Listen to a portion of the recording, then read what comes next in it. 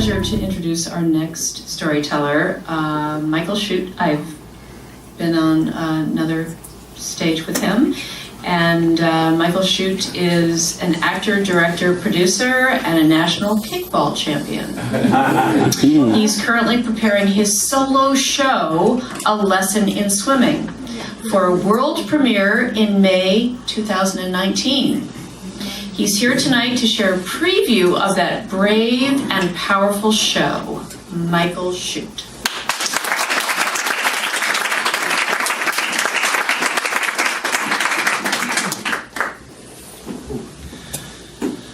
They used my sheets to lift me and shift me from the transport bed to the operating table.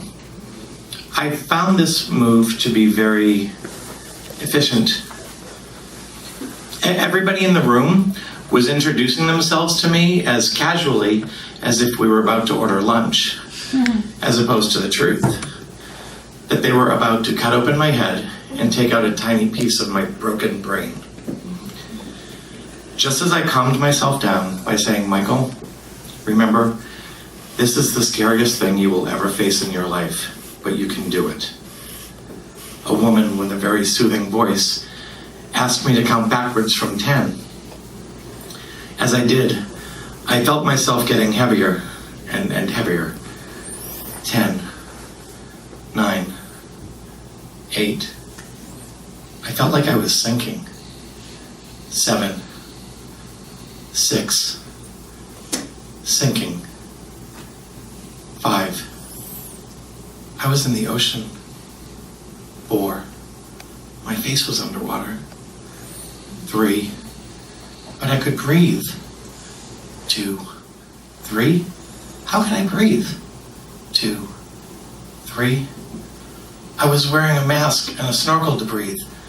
2, 3, I'm 8 years old, and Dad is holding me in the ocean, teaching me how to swim with a snorkel, mask, and fins. My birthday present from a couple weeks before.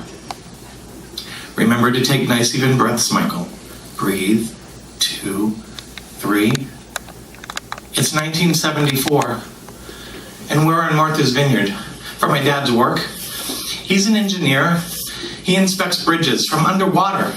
He's a scuba diver. I want to be just like my dad. When do I get to use my snorkel, mask, and fins? Okay, come on, let's go. I'll take you. He takes me over to a little inlet by a bridge, but there's a big do not enter sign. They're filming a movie on Martha's Vineyard this summer. There's a lot of equipment there. Dad, we can't be here. Michael, don't get excited. I'm working on this bridge. We can be here. Besides, I've talked to the crew. They're going to be filming at the beach all day today. We'll have this place to ourselves in just a minute. So he attaches my snorkel to my mask, shows me how to put on the flippers, and teaches me that if I submerge the mask in water and pull it up, dump it out, wipe it out, it'll create some suction so the mask won't fog up when I go in.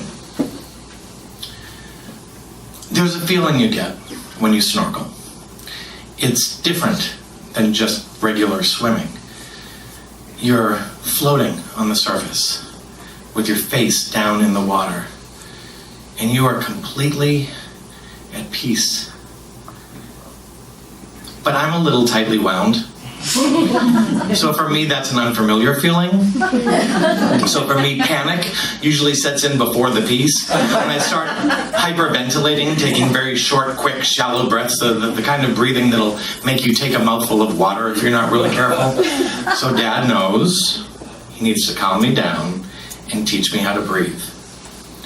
Take nice, even breaths, Michael. Breathe in, 2, 3. Breathe out, 2, 3. We stay at this for a little while. Him standing in waist-deep water, holding me by my belly, me with my arms out in front of me, my legs out behind me, and my face down in the water. I can feel him gently lift me up and let me go. Lift me up and let me go. Lift me up and let me go. But through my mask, I can see his feet. They're over there. He can't be holding me.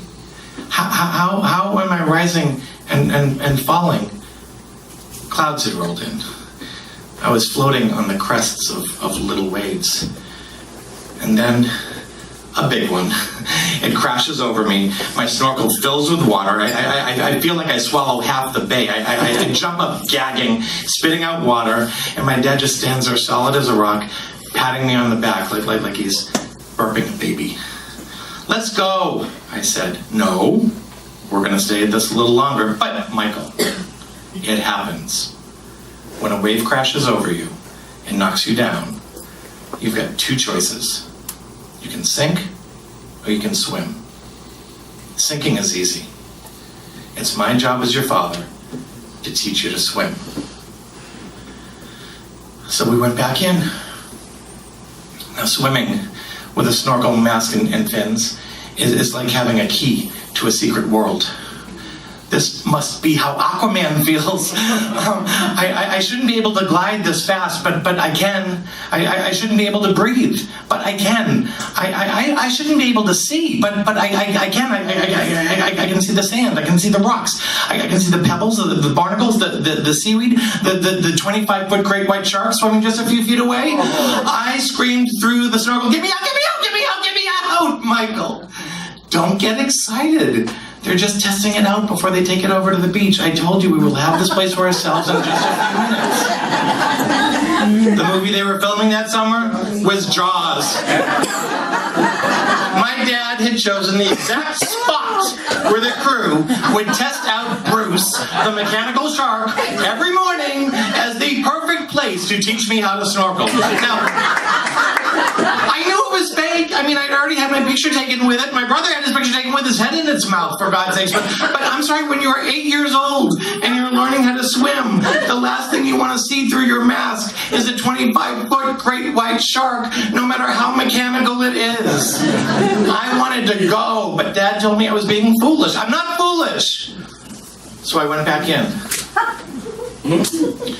This time when I hit the water, I just started sinking. Sinking.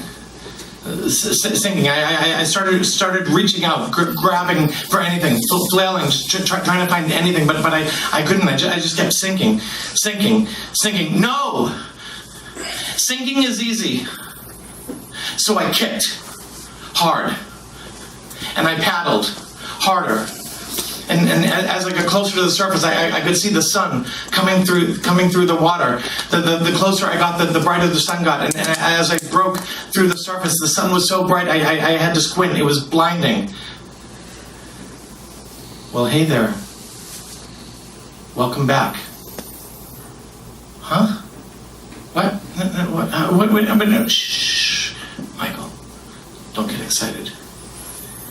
He took my hand as I put the pieces of the puzzle together. I could see my now 82-year-old father's face. I could hear his voice. I could feel my hand in his. I could smell antiseptic. And I could taste salt water. The ocean. No. That was a tear. I was in recovery. I made it through the operation. I was alive. I was safe. And I was loved. As I drifted back off to sleep, I squeezed my father's hand and said, "I did it, Dad. Just like you taught me.